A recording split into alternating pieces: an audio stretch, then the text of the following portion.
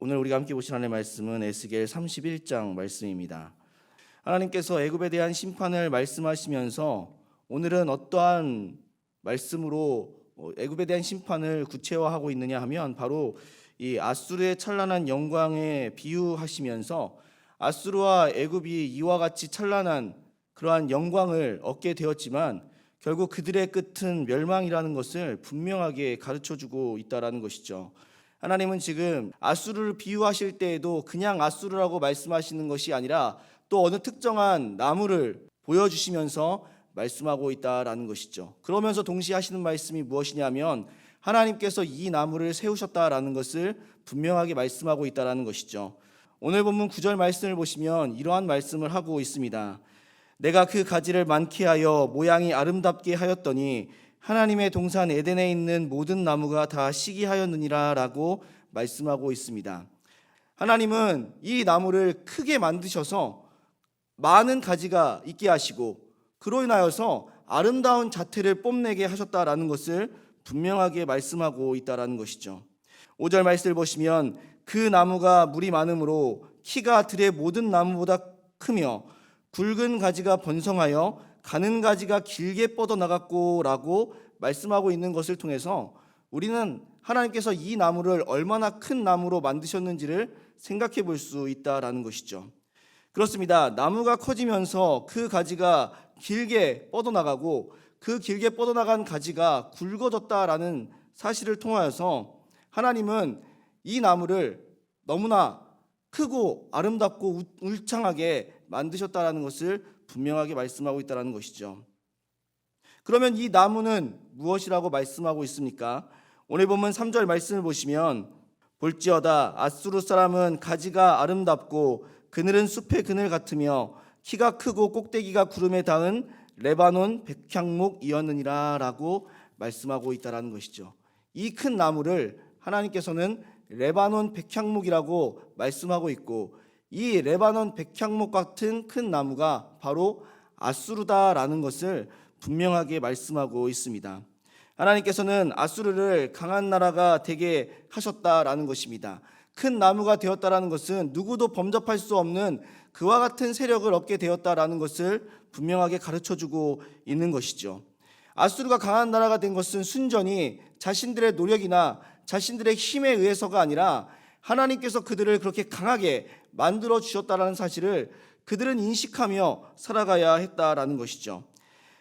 당연히 그들에게 이러한 은혜를 주신 분에 대한 경외심이 있어야 하고 그분의 뜻을 따라야겠다라는 그러한 순종의 마음을 가져야 하는 것이 아수르가 가져야 했던 바른 행동이었고 바른 모습이었다라는 것이죠.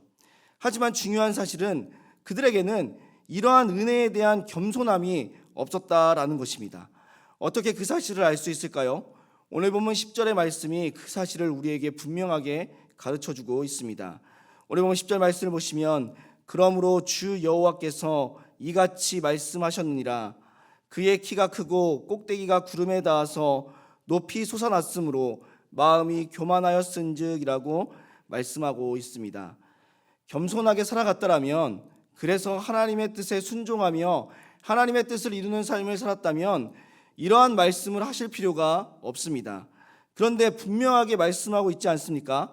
그들의 나무가 커짐으로 인하여서 그들의 마음이 교만하여졌다라는 것을 분명하게 말씀하고 있습니다. 그래서 하나님은 이 교만으로 인해 이렇게 하시겠다라고 말씀하고 있습니다. 오늘 보면 11절 말씀을 보시면 내가 여러 나라의 능한 자의 손에 넘겨줄지라 그가 임의로 대우할 것은 내가 그의 악으로 말미암아 쫓아내었음이라 라고 분명하게 말씀하고 있다는 것이죠. 중요한 사실은 하나님께서 아수르를 심판하시는 이유가 그들의 악으로부터 비롯되었고 그 악이 있기에 그들을 내어 쫓았다라고 말씀하고 있는데 그 악이 바로 교만함이었다라는 것을 우리에게 분명하게 가르쳐주고 있다는 것이죠. 구체적으로 그들의 악의 모습, 교만의 모습은 무엇일까요? 하나님께서 아수르를 강하게 만드심은 하나님의 징계의 막대기로서 북이스라엘을 징계하시고 그들을 심판하시는 것이 하나님께서 아수르를 강하게 하신 궁극적인 목적이었다라는 것이죠. 그렇다면 그들은 북이스라엘을 멸망시켰을 때 더 이상 침공을 멈추고 더 이상 나아가는 것을 멈추어 했던 것이 하나님의 뜻이었다라는 것이죠. 그런데 그들이 그 다음으로 한 것은 남유다를 침공해서 남유다를 멸망시켜 그들의 이름을 높이고 그들의 뜻을 이루는 것이었음을 우리는 성경의 말씀을 통해 분명하게 살펴볼 수 있다라는 것이죠. 그렇습니다. 하나님의 뜻은 북이스라엘을 심판하는 징계의 막대기로서의 사명을 감당하는 것이었는데 이들은 그 선을 넘어버렸다라는 것을 생각해 볼 수 있어야 된다는 것이죠. 왜 그와 같은 선을 넘은 것입니까? 하나님의 은혜를 받았음에도 불구하고 하나님의 뜻을 이루는 것보다 자신의 뜻을 이루는 것을 더 중요하게 생각했기 때문에 그렇다라는 것이죠. 교만이란 그런 것입니다. 하나님의 뜻, 나에게 주신 하나님의 은혜를 기억하여 하나님의 뜻에 순종하며 살아가는 것이 겸손한 자의 모습인데 그 뜻을 저버리고 자신의 뜻을 드높이는 것, 자신의 이름을 드높이려고 하는 것이 교만이라는 사실을 우리는 기억할 수 있어야 한다는 것이죠. 애굽도 마찬가지라는 것입니다. 하나님께서 애굽을 강하게 하시고 아수르와 같은 레바논 백향목 같은 큰 나무가 되게 하심은 다 하나님의 은혜였습니다. 그런데 그들은 그 은혜를 잊어버립니다. 아니 아예 그 은혜를 입었다라고 생각하지 않습니다. 우리는 에스겔 29장에서 애굽의 교만을 살펴보았습니다. 그들은 하나님께서 그들에게 주신 모든 것들이 자신들이 만들었으며 자신들에게 이루신 것이다라고 그들의 교만을 나타내고 있다라는 것이죠.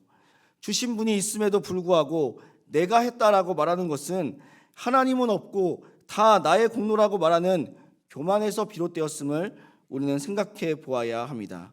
애굽의 교만의 모습이 이와 같았고 그 교만이 악이 되어 하나님 앞에 쫓김을 당하게 되었음을 하나님께서는 분명하게 말씀하고 있다라는 것이죠.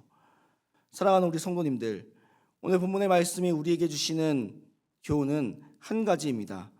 아수르와 애굽은 하나님께서 주신 은혜를 망각하여 교만하여짐으로 인해 하나님으로부터 쫓겨남을 당하게 되었음을 우리는 살펴볼 수 있어야 한다는 것이죠.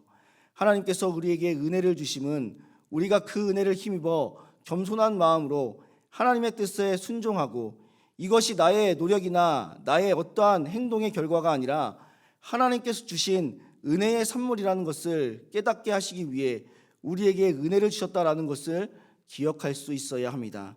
하지만 우리가 이러한 은혜를 받았음에도 불구하고 여전히 내 생각 내 뜻대로 살아가려고 하고 나의 유익을 추구하려고 하고 이것이 나의 수고와 나의 노력의 대가라고 생각한다면 그것은 하나님 앞에 교만의 모습으로 비춰질 수 있으며 그 교만의 모습이 악이 되어 하나님 앞에 내어 쫓김을 당할 수 있다는 사실을 우리는 분명하게 바라볼 수 있어야 한다는 것이죠.